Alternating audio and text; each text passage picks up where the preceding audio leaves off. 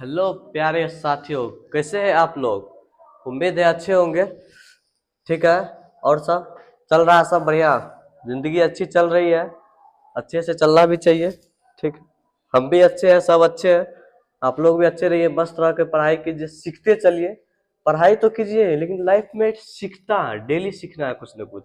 जैसे आप डेली सीखेगा तो आपका प्रोग्रेस डेली होगा।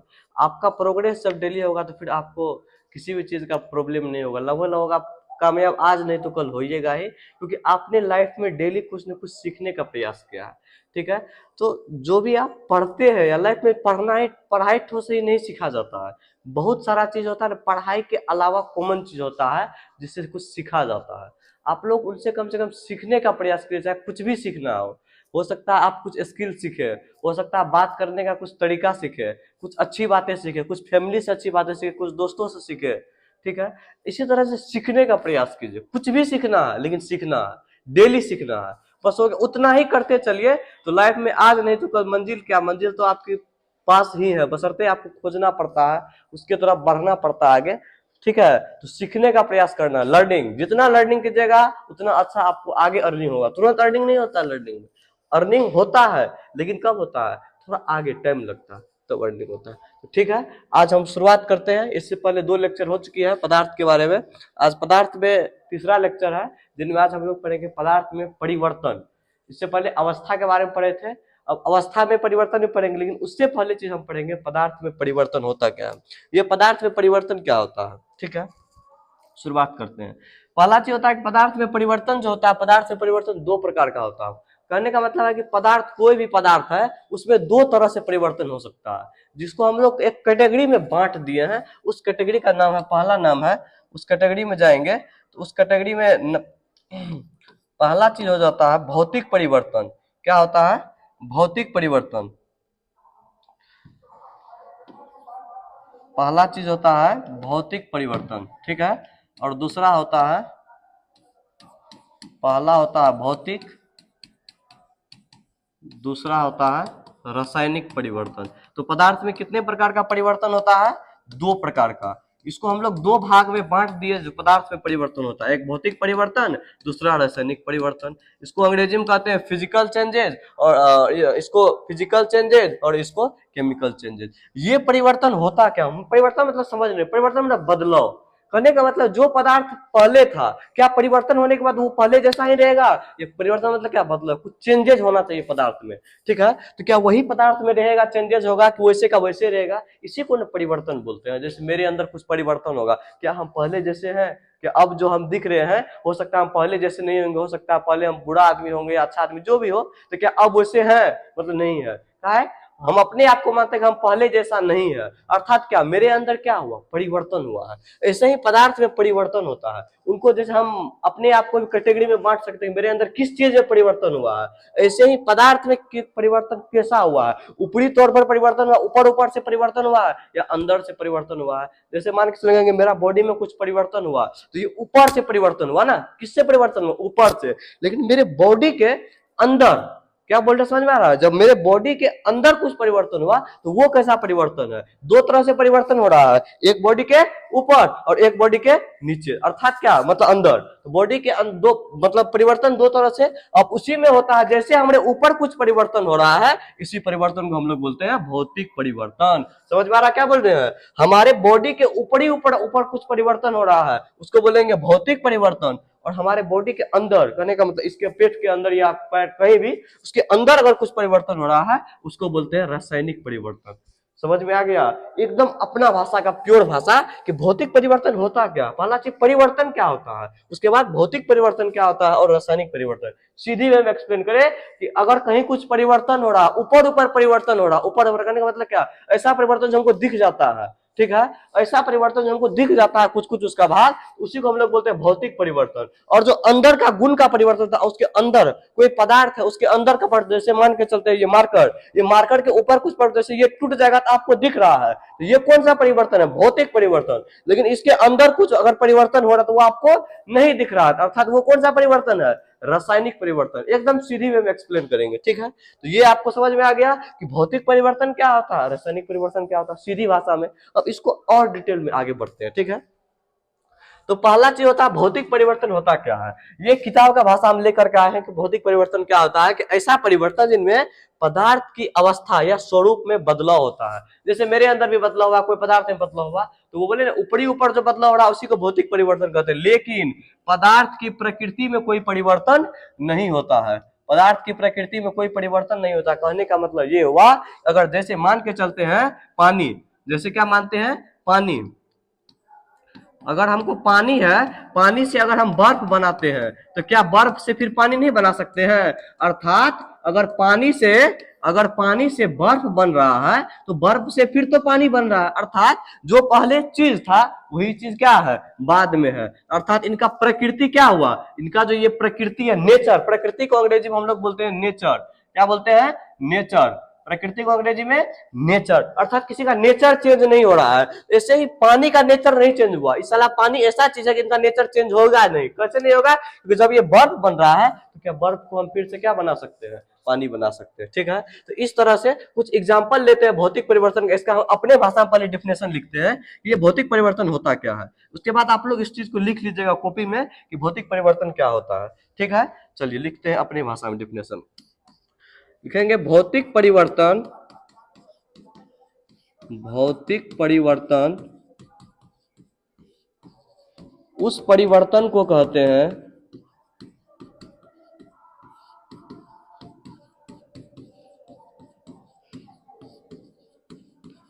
जिस परिवर्तन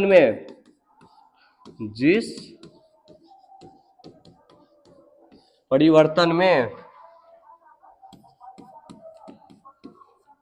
पदार्थ का ऊपर ऊपर परिवर्तन, ऊपर ऊपर बदलाव होता है,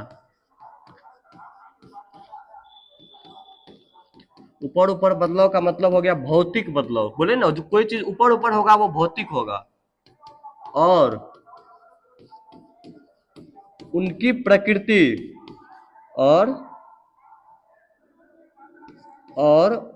उनकी प्रकृति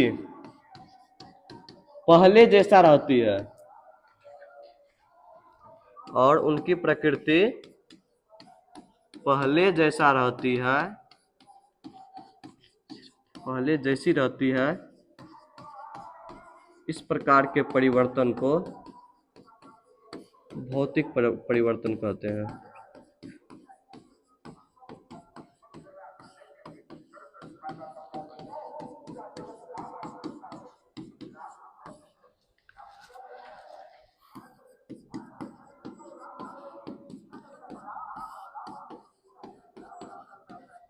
ठीक है, ये भौतिक परिवर्तन क्या होता है समझ में आ गया।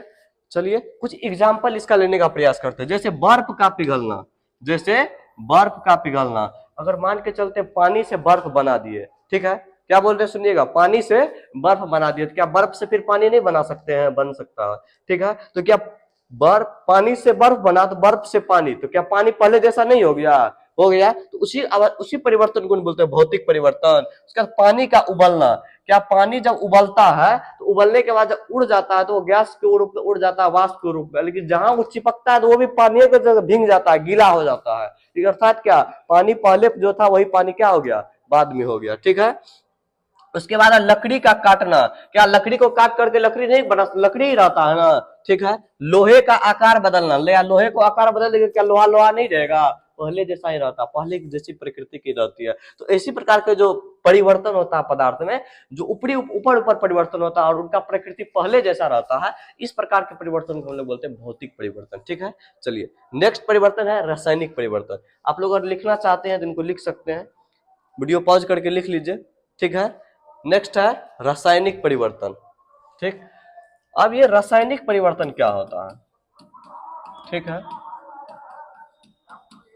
रासायनिक परिवर्तन हमने बताया था कि जो पदार्थ में परिवर्तन होता है, ठीक है, रासायनिक परिवर्तन, जो पदार्थ में परिवर्तन होता है, कैसा परिवर्तन होता है पदार्थ में?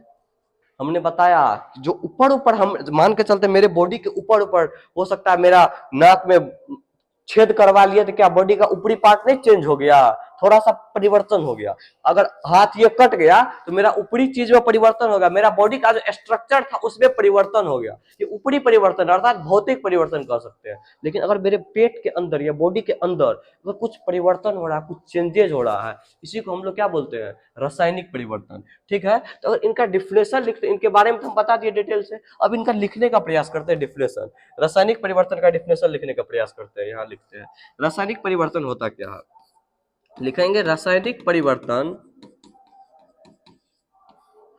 रासायनिक परिवर्तन उस परिवर्तन को कहते हैं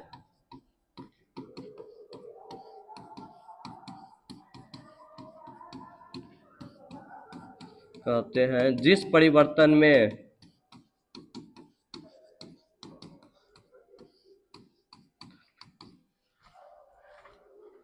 उस परिवर्तन को कहते हैं जिस परिवर्तन में पदार्थ,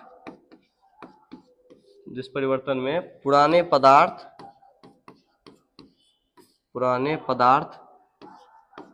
परिवर्तित होकर, परिवर्तित का मतलब क्या, चेंजेज, परिवर्तित का मतलब चेंजेज,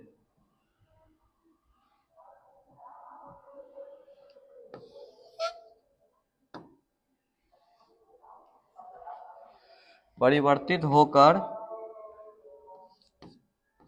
नए पदार्थ का निर्माण करते हैं, निर्माण करने का मतलब पैदा करते हैं, एवं उनकी प्रकृति क्या हो जाती है, चेंजेज हो जाती है, एवं उस पदार्थ की प्रकृति, एवं उस पदार्थ की प्रकृति चेंज हो जाती है।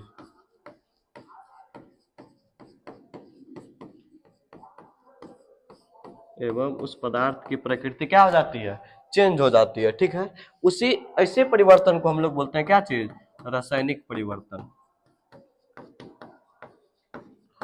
ऐसे परिवर्तन को रासायनिक परिवर्तन कहते हैं, रासायनिक परिवर्तन कहते हैं। ठीक है, चलिए अब इसका कुछ एग्जाम्पल लेते हैं। जैसे यहाँ लिखा हुआ अभी परिभाषा देखते सर कि ऐसे परिवर्तन जिनमें एक या एक से अधिक नए पदार्थ बनते हैं और पदार्थ की मूल प्रकृति बदल जाती है, जो पहले जैसा पदार्थ नहीं रहता है। ठीक है, इनके बारे में हम डिटेल से पहले बता चुके हैं रासायनिक परिवर्तन के बारे में। ठीक, इसका कुछ एग्जाम्पल लेते हैं। जैसे देखिए, लोहे पर जंग लगना, क्या लोहे पर अगर जंग लग गया तो क्या लोहा का जंग जो लग गया है तो क्या लोहा पहले जैसा तो नहीं है, कुछ ना कुछ तो जरूर परिवर्तन रहता है। लोहा बिना जंग लगा हुआ लोहा और जंग लगा हुआ लोहा बहुत अंतर रहता है, अर्थात उसकी प्रकृति पहले जैसा नहीं रहती है। जंग लगता क्यों है, इनके बारे में क्लास 10th में डिटेल से पढ़ने के लिए मजेदार सब्जेक्ट है केमिस्ट्री में। लोहे में जंग क्यों लगता है, हो सकता है बताने का मौका मिले तो हम बताएंगे जरूर। दूध का फटना, क्या अगर दूध एक बार फट गया तो क्या उसको दोबारा दूध बना सकते हैं, नहीं। अर्थात क्या, जो बॉडी में चेंजेस अंदर का हो रहा है उनको फिर दोबारा परिवर्तन करके पहले वाला पदार्थ नहीं बना सकते हैं। इनको अगर एक डिटेल थोड़ा सा आसान भाषा में लिखने का प्रयास करें तो यहाँ पर लिख सकते हैं कि पुराने पदार्थ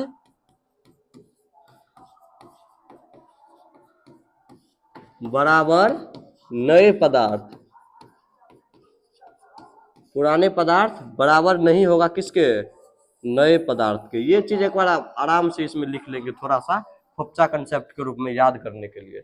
ठीक है, इसको खोपचा में लिख लेना है ताकि आपको खोपचा में दिखाई देगा क्या लिखा हुआ, इंपॉर्टेंट चीज लिखा हुआ रहता है कुछ ना कुछ, तो ये इंपॉर्टेंट चीज होता है। इसके बाद आता है अगरबत्ती का जलना, क्या अगरबत्ती का जो राख है वो जल के अगरबत्ती फिर से उसको सुगंधित पदार्थ बना सकते हैं, अगरबत्ती नहीं बना सकते हैं। अर्थात वो कौन सा परिवर्तन हुआ, रासायनिक परिवर्तन। दूसरा, पोटेशियम परमैंगनेट को गर्म करना, पोटेशियम परमैंगनेट को गर्म करना, अर्थात KMnO4 को जब हीट करेंगे तो उसमें से ऑक्सीजन गैस निकलती है। कौन सी गैस निकलती है, ऑक्सीजन गैस। तो क्या फिर से उसको अगर दोबारा हीट करेंगे तो ऑक्सीजन गैस उसमें आ जाएगी, नहीं आ जाएगी, जो निकल गई वो निकल गई।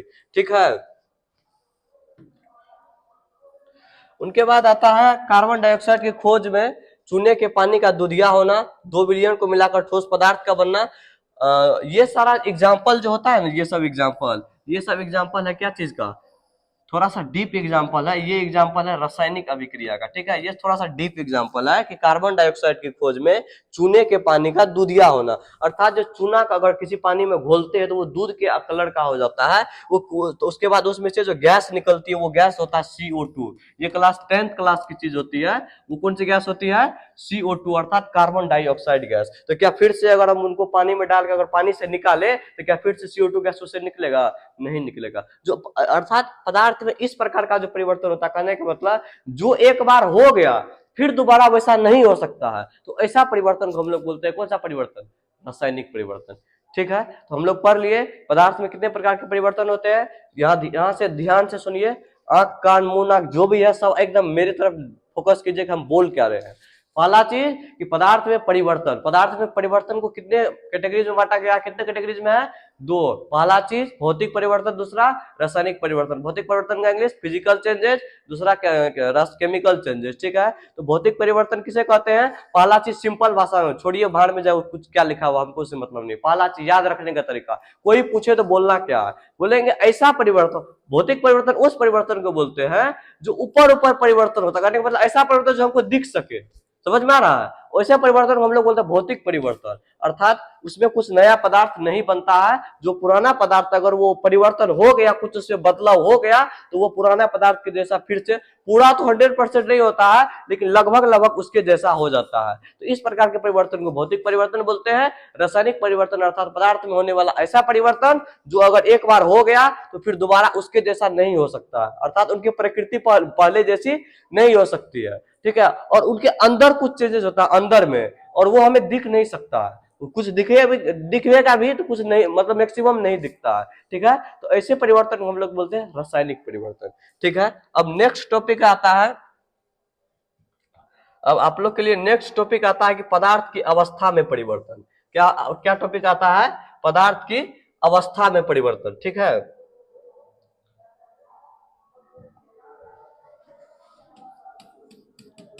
पदार्थ की अवस्था में परिवर्तन।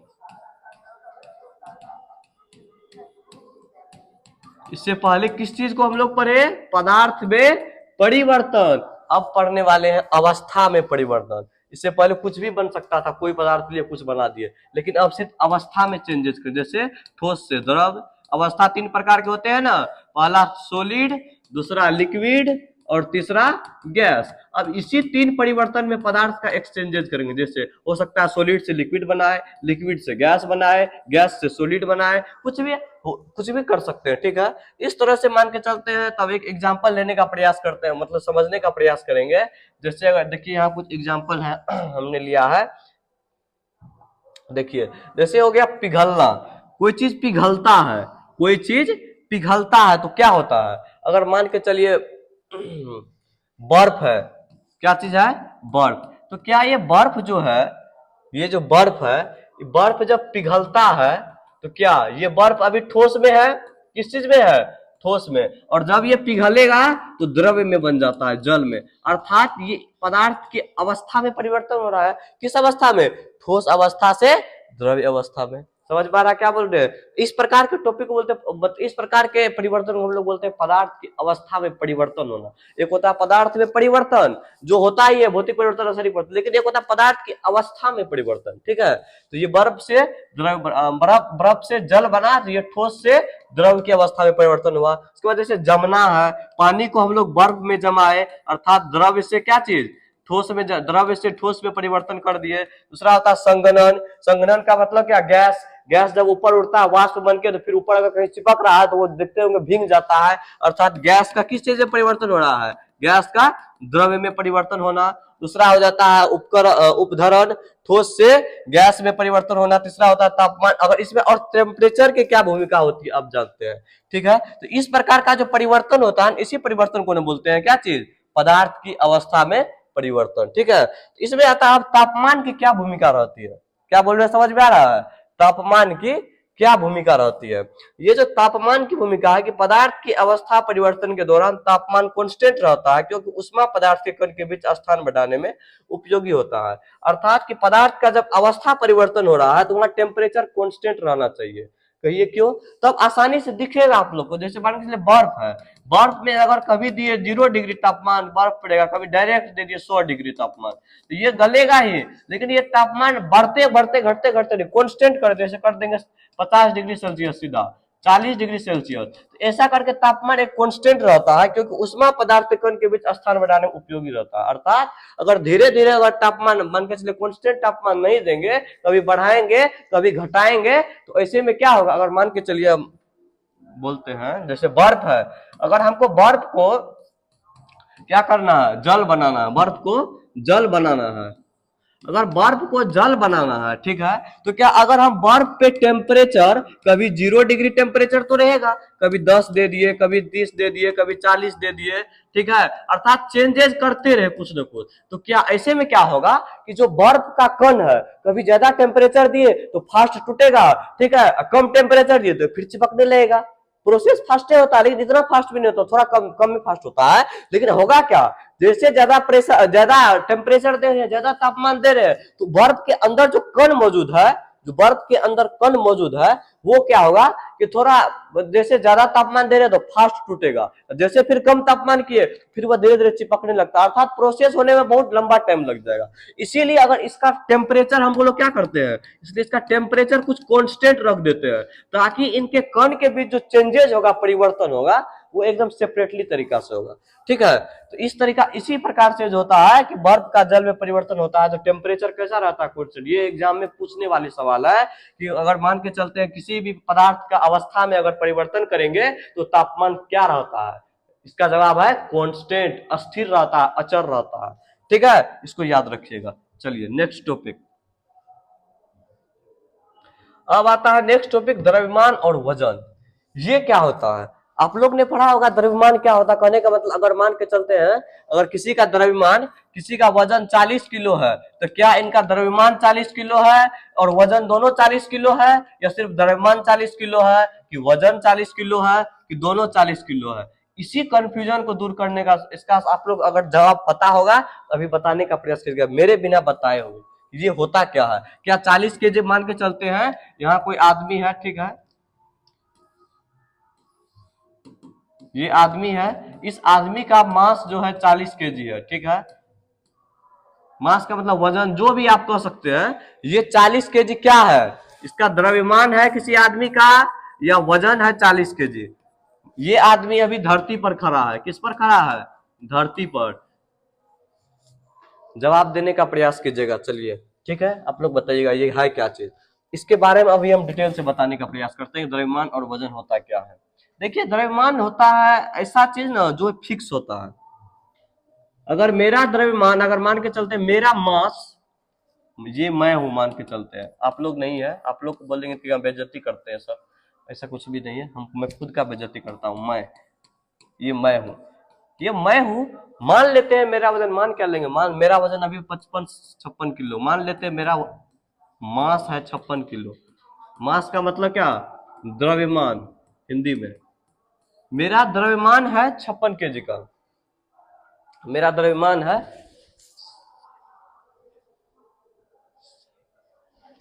सही बन रहा है कि नहीं, मेरा द्रव्यमान है कितना केजी? 56 केजी, ठीक है। क्या मेरा वजन भी हर जगह 56 केजी ही रहेगा? क्या बोल रहे सुनिएगा, अगर मेरा द्रव्यमान 56 केजी है तो क्या मेरा वजन भी 56 केजी ही होगा? ये जरूरी नहीं है।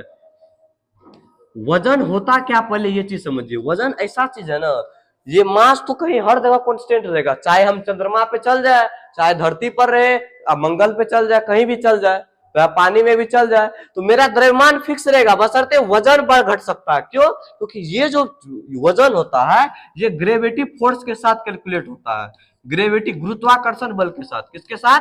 गुरुत्वाकर्षण बल के साथ कैलकुलेट होता है। क्या चीज? ग्रेविटी। ये जो गुरुत्वाकर्षण बल के साथ कैलकुलेट होता है, ये चीज जो हम लोग अभी जाने, तो इसका मतलब है कि मास में और वजन में कौन ज्यादा होगा? वजन ज्यादा होगा हमेशा। वजन में और द्रव्यमान में कौन ज्यादा होगा? हमेशा वजन ज्यादा होगा, क्योंकि ये जो कैलकुलेट होगा किसके साथ गुना करके कैलकुलेट होगा? गुरुत्वाकर्षण बल के साथ, अर्थात जी के मान के साथ, ठीक है। और जो द्रव्यमान रहेगा ये हमेशा कांस्टेंट रहेगा। अगर मेरा द्रव्यमान 40 किलो का है तो मेरा हर द्रव्यमान हर जगह 40 किलो होगा, लेकिन वजन हर जगह 40 किलो नहीं होगा, वजन चेंजेज होगा। क्या है? क्या कि इसका मान जी का मान हर जगह अलग अलग होता है। पृथ्वी पर जी का मान होता है 9.8 न्यूटन, चंद्रमा पर जी का मान G/6 हो जाता है। ठीक है, इसलिए इनका मान कहीं ना कहीं चेंजेस होते रहता है। इनका मान निकालने के लिए अगर मान पूछेंगे अगर किसी का वजन जो है इस पृथ्वी पर द्रव्यमान अगर 40 किलो है किसी इस पृथ्वी पर, तो उनका वजन कितना किलो होगा, उनके लिए हमको 40 गुना 9.8 को अप्रोक्स 10 मान के चलते हैं, अर्थात 40-400 केजी उनका वजन हुआ।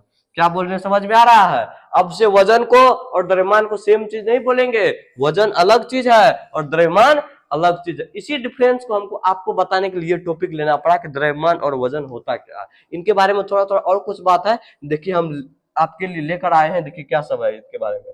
पहला चीज कि द्रव्यमान और वजन दो अलग अलग चीजें हैं। ठीक है, द्रव्यमान जो है किसी वस्तु में मौजूद पदार्थ की मात्रा को बताता है। द्रव्यमान क्या करता है, किसी वस्तु में मौजूद पदार्थ की मात्रा को बताता है, जबकि वजन क्या करता है, किसी वस्तु पर गुरुत्वाकर्षण बल को बताता है। क्या बोले अभी सुने ना कि द्रव्यमान जो मेरा रहेगा वो रहेगा ही, ये मैं कितना हूं ये द्रव्यमान तय करता है, वही ना मात्रा। मैं कितना हूं, मेरा वजन कितना किलोग्राम में, ये मात्रा कितना है, ये द्रव्यमान तय करता है। ठीक है, और द्रव्यमान और जो वजन क्या करता है, कितना आपके ऊपर गुरुत्वाकर्षण बल लग रहा है, क्योंकि मास तो कांस्टेंट है द्रव्यमान, लेकिन बल अलग अलग है, मतलब वेरिएबल है। इसलिए वो जो W बराबर mg फॉर्मूला होता है, वेट बराबर भार बराबर मास गुना द्रव्यमान, तो ये कांस्टेंट रहता है हमेशा। ये भी ये सॉरी जी कांस्टेंट रहता है हमेशा। मास आपका जितना रहेगा 20 30 40 50 60 70 जैसा रहता है वैसा करके आप कैलकुलेट कर सकते हैं, तो आपका भार निकलेगा। भार अर्थात या वजन इसी को बोलते हैं। ठीक है, चलिए इसमें और टॉपिक सब है। देखिए क्या होता है कि द्रव्यमान हमेशा एक जैसा रहता है, लेकिन वजन बदल सकता है। अभी हम आपको इसके बारे में बताए हैं। द्रव्यमान को किलोग्राम या ग्राम में मापा जाता है, जबकि वजन को न्यूटन या पाउंड में मापा जाता है। वजन को किस चीज में मापा जाता है, न्यूटन या पाउंड में। यहाँ पर हमने एक मिस्टेक किया, अभी देखिए आप लोग को बताने में। ये 400 केजी नहीं होगा, कहिए काहे नहीं होगा, काहे कि ये जो 10 होता है ये न्यूटन में होता है। किस चीज में होता है, न्यूटन में। आप लोग केजी तो लिखे ही, ठीक है, तो ये 40 गुना ये जो न्यूटन हो जाता है, ये पूरी हो जाता है न्यूटन में। इसका वजन जब ये मापेंगे तो वजन हो जाता है कौन चीज में, न्यूटन में। 400 न्यूटन हो गया इसका वजन। ठीक है, चलिए तो ये हो गया कि द्रव्यमान को किलोग्राम या ग्राम में मापा जाता है, जबकि वजन को न्यूटन या पाउंड में मापा जाता है। उसके बाद द्रव्यमान एक अदिश राशि है, जबकि वजन एक सदिश राशि। इनके बारे में डिटेल से पढ़ेंगे कि अदिश राशि क्या होता है, सदिश राशि क्या होता है। एक कक्षा 9th में पढ़ने के लिए थोड़ा सा, बाकी डिटेल में पढ़ने के लिए कक्षा 11वीं में 11th क्लास में वो आप लोग को बताएंगे। ये कंपटीशन के लिए तो इनके बारे में जितना डिटेल से बता सकते हैं बताने का प्रयास करेंगे। ठीक है, एक सदिश राशि होता है, एक अदिश राशि होता है। सदिश राशि में तो वो इनके बारे में आगे पढ़ेंगे, इनको छोड़ के चलते हैं द्रव्यमान के बारे में। उसके बाद द्रव्यमान की गणना के लिए किसी सूत्र की जरूरत नहीं होती है, जबकि वजन की गणना के लिए W बराबर m×g का इस्तेमाल किया जाता है। ठीक है, द्रव्यमान तो सबके अंदर होता है, हर एक पदार्थ का कुछ ना कुछ द्रव्यमान होता है। इनके लिए किसी फॉर्मूला की जरूरत नहीं पड़ती है, लेकिन किसी चीज का वजन निकालने के लिए उसके लिए क्या करना पड़ता है, कुछ फॉर्मूला का इस्तेमाल करना पड़ता है। जो फॉर्मूला होता है W बराबर mg। अभी इससे पहले हम ये चीज आपको बताए हैं। ठीक है,